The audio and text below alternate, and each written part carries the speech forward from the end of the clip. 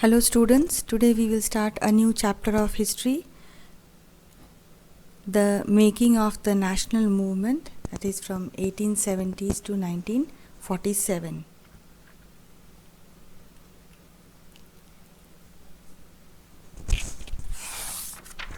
The 19th century witnessed the rise and growth of nationalism in India, the socio-religious awakening, the spread of modern education, the growth of press, development of means of communication, and the economic exploitation of our resources by the British all led to an awareness about the true nature and role of British in India.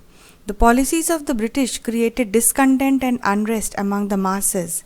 An urgent need was felt to unite together and fight for the pride of the nation. The concepts of nationhood and national consciousness filled the minds of people. The Indians now strongly began to feel that India was for the Indians and it was to be ruled by the Indians and not by any foreign power. So before we begin, just understand the meaning of what is nationalism. So it is a form of patriotism based upon the identification of a group of individuals with a nation, or a devotion to the interest or culture of one's nation. So the growth of Indian nationalism, it all started with the political unification of India and fall of India's old social and economic system, the beginning of the modern trade and industry, and the rise of new social classes which laid the basis of nationalism.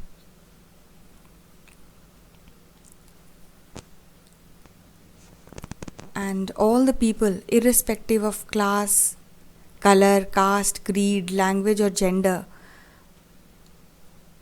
were referred to as Indians, and the country, its resources and the systems were meant for all the Indians to be used. This was a consciousness which was growing amongst the Indians living here.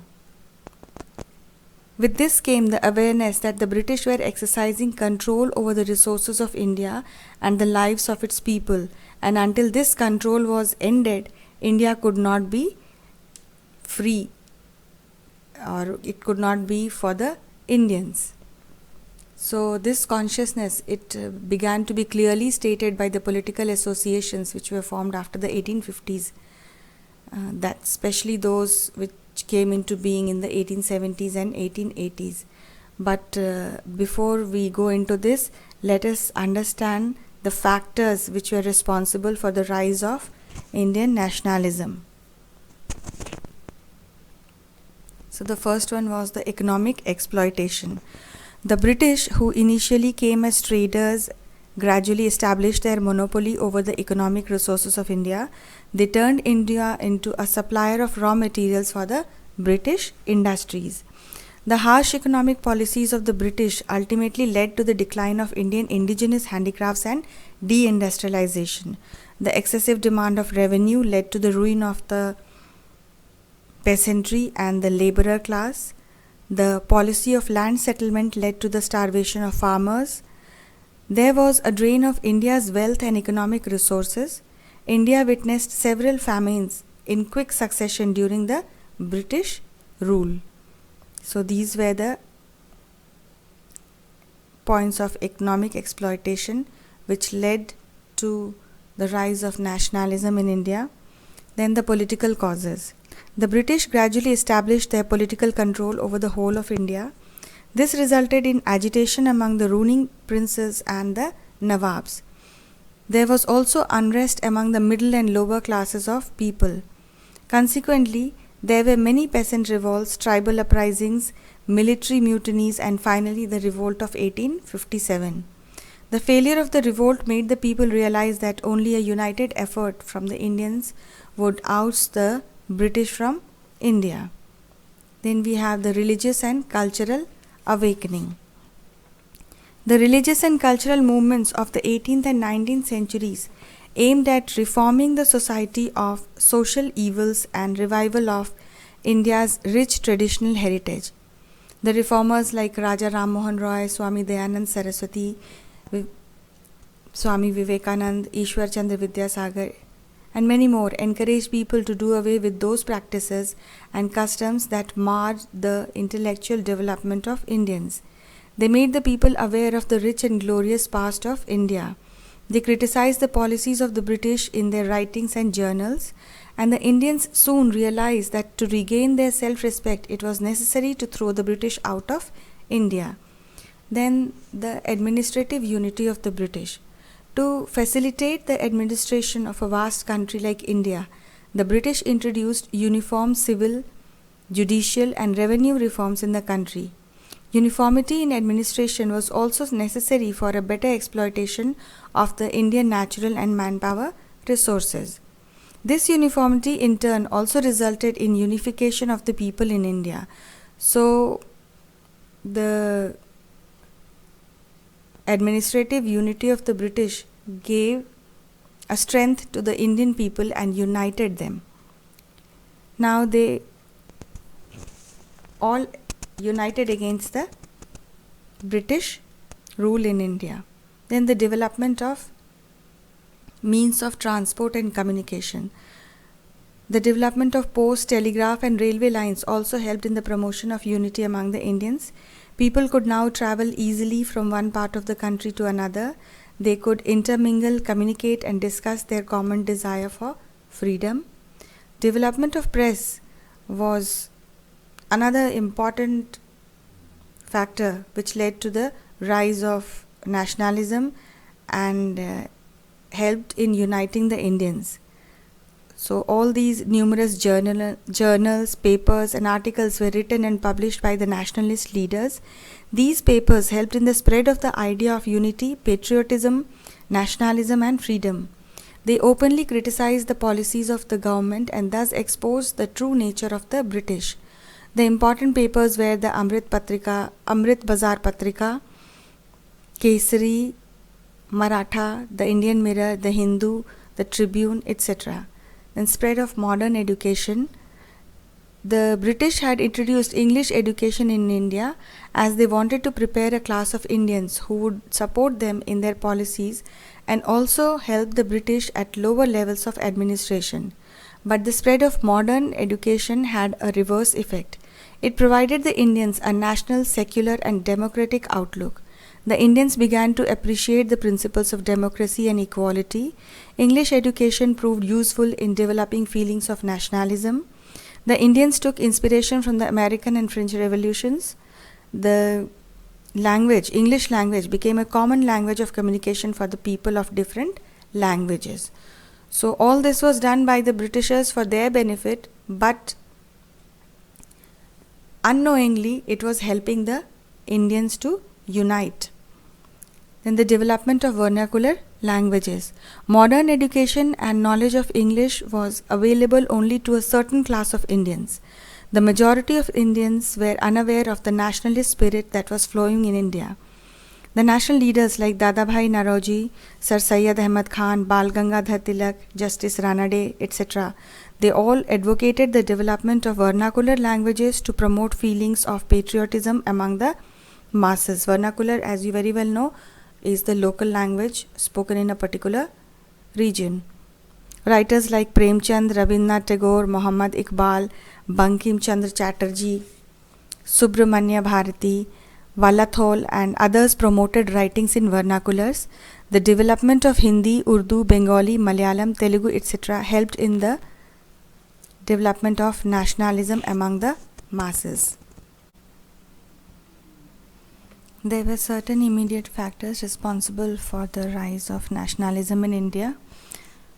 One such was the Arms Act of 1878, the Vernacular Press Act of 1878, then the war against Afghanistan, which was financed from Indian revenues, the removal of import duties from British goods. The Magnificent Darbar was organized by Lord Lytton in 1877 to proclaim assumption of imperial title by Queen Victoria. And Lord Ripon, he was the Viceroy of India, and that time During his tenure, Queen Victoria was proclaimed the Empress of India.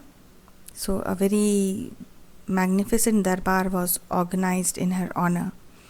And exactly during this time, India was suffering from a terrible famine. A huge amount of money was spent on organizing this darbar, and due to the lack of response from Lord Lytton's administration, this contributed to deaths of many million people, and this famine was caused due to crop failure from 1876. Then the Ilbert Bill controversy.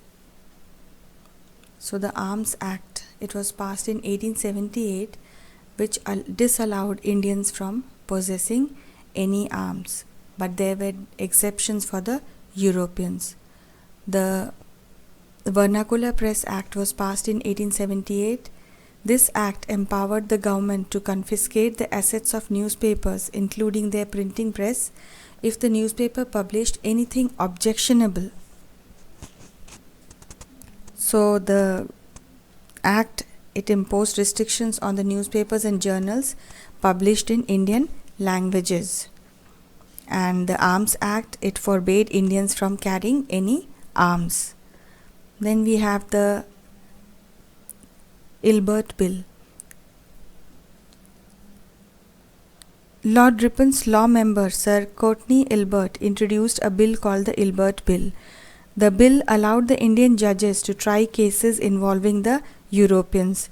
Till now, only European judges could try the cases of Europeans. This bill caused widespread agitation amongst the European community. They vehemently opposed the bill and forced the government to withdraw it. This controversy clearly exposed the true nature of the Europeans. The Indians became convinced that the Europeans could not treat the Indians as equal to themselves. So all this led to a realization amongst the Indians that the Britishers were not here for giving any benefit or uplifting the Indians. Then there was the formation of many political organizations during the 1850s to 1885. An urgent need was felt by the nationalists for the establishment of political organizations that would carry forward their cause of nationalism. Thus, many political organizations were formed in the later half of the 19th century in different parts of India. The first association was established in Bengal in 1836 called the Bangbhasha Prakashika Sabha. And in the early 1850s, the three presidency associations of Calcutta, Madras and Bombay were also formed. The British Association was formed by Surendranath Banerjee in 1851 in Calcutta.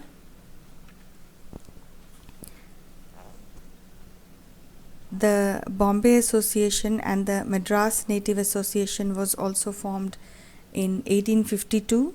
The other important associations were the Pune Sarvajanik Sabha in 1870, the Indian Association in 1876, the Madras Mahajan Sabha in 1884, the Bombay Presidency Association in 1885, and the Indian League in 1875. Although most of these associations were formed in different parts of the country, yet they all had the same purpose to work for the people of India irrespective of region, religion, class or sect. Their main aim was the establishment of a sovereign state in India, that is, making the Indians capable of taking their own decisions. So they all worked with the idea that the people should be sovereign, a modern consciousness and a key feature of nationalism. In other words, they believed that the Indians should be empowered to take decisions regarding their affairs. Then we have the making of the Indian National Congress. So the Indian National Union was formed by Sir A.O. Hume in 1884. Hume was a British member of the Indian Civil Services who had settled in Shimla after his retirement. Hume called for a conference of the Indian National Union to be held in Pune in December. But as cholera broke out in Pune, the venue was shifted to Gokuldas Tejpal Sanskrit Pathshala in Bombay.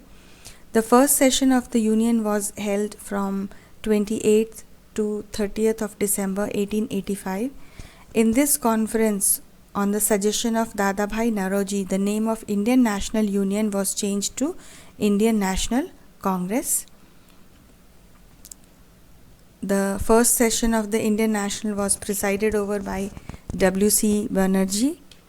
It was attended by 72 delegates from all over the country, and the members included Dadabhai Naoroji, Firoz Shah Mehta, Badruddin Tayabji, Romesh Chandra Dutt, Surendra Nath Banerjee, W.C. Banerjee, P. Anandacharlu, G. Subramanya Iyer, S. Subramanya Iyer,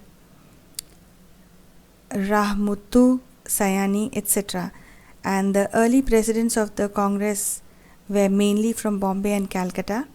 The younger nationalists of the Congress were guided by Dadabhai Naoroji, who had been the member of the British Parliament for some time.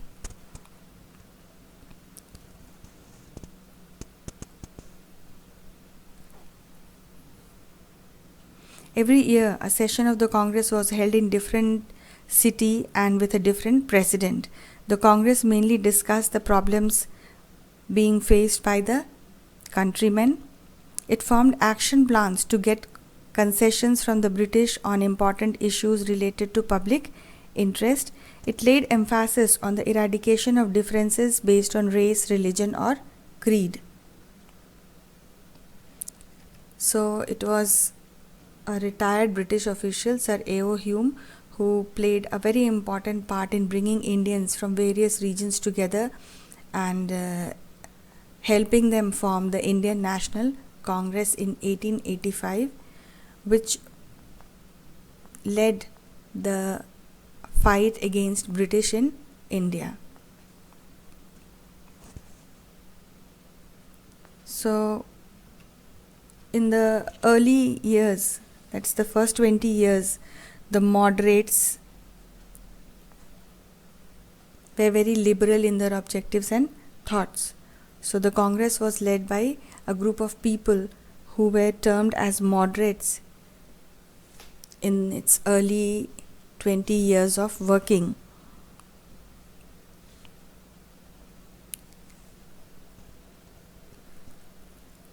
These moderates, like the Gopal Krishna Gokhale,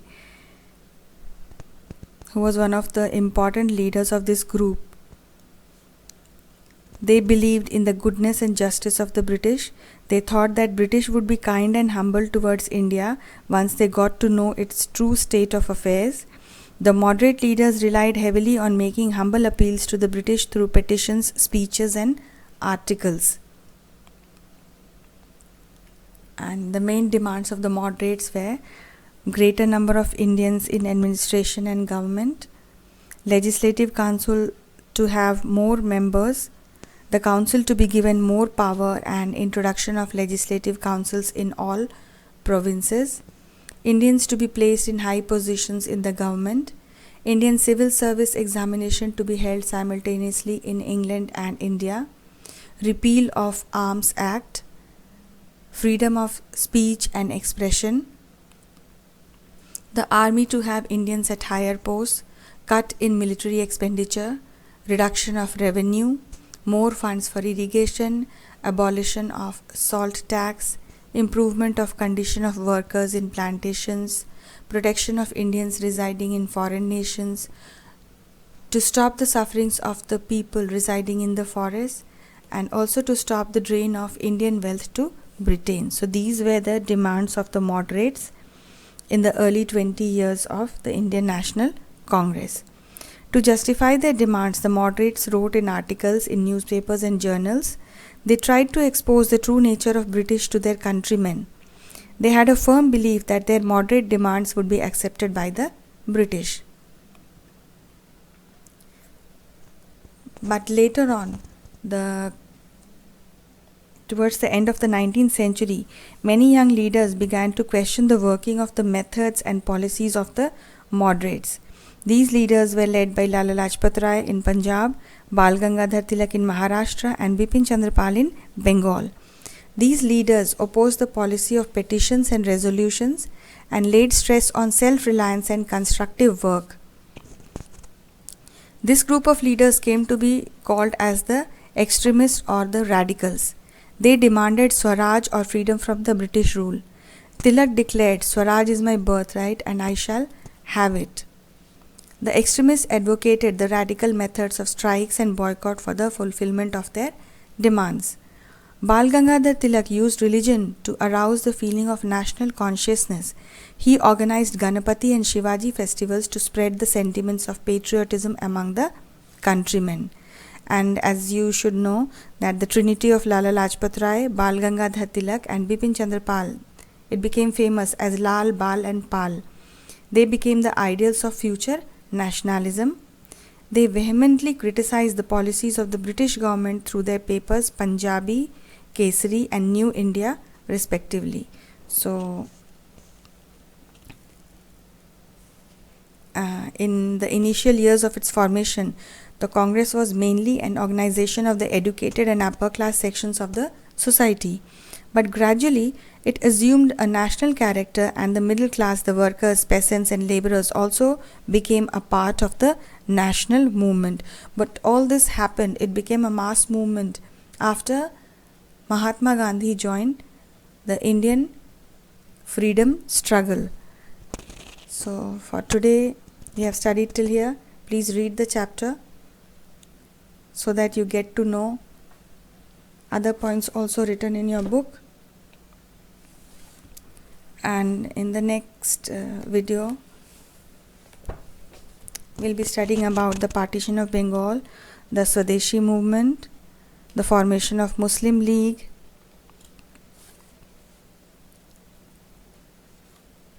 and the advent of Mahatma Gandhi. So please read the chapter thoroughly to understand it better. Thank you, children.